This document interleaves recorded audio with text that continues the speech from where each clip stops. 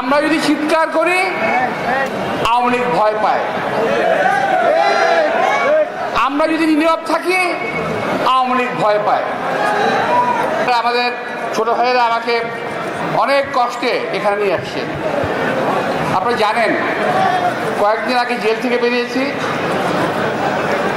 এবং জেলে আমাদেরকে মোটামুটি কষ্ট দেওয়া হয়েছে ভালোই। আমরা অনেকেই বেশ অসুস্থ অবস্থায় জেল থেকে বেরিয়েছি।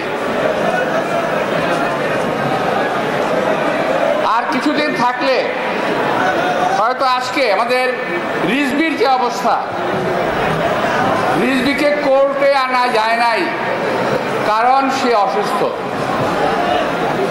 রিজভির অবস্থা হয়তো আমাদের হয়ে যেত। প্রিয় ভাইরা, আমাদেরকে গ্রেপ্তার করা হয়েছিল অপরাধ থেকে। 10 তারিখে আমরা একটা বিভাগীয় সমাবেশ করব। একটা বিভাগীয় সমাবেশ কত বড় সমাবেশ হতেই পারে। সমাবেশে আমাদের দাবিগুলো কি?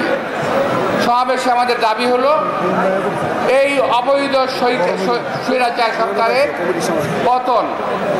আমাদের দাবি এই দেশের মানুষের মুক্তি। আমাদের দাবি এই দেশের মানুষের ভোটের অধিকার। আমাদের দাবি নিত্য প্রয়োজনীয় দ্রব্যমূল্যের যে ঊর্ধ্বগতি সেটাকে থামাতে হবে। এই তো আমাদের দাবি ছিল। আমরা তো বলি নাই আমাদের মন্ত্রিত্ব দেন, আমরা বলি নাই বিএনপির জন্য গদি ছেড়ে দেন, বিএনপি ক্ষমতায় আসবে, এমন কথা আমরা বলি নাই। আমরা জনগণের দাবি নিয়ে কথা বলছি, জনগণের দাবি নিয়ে কথা বলবো।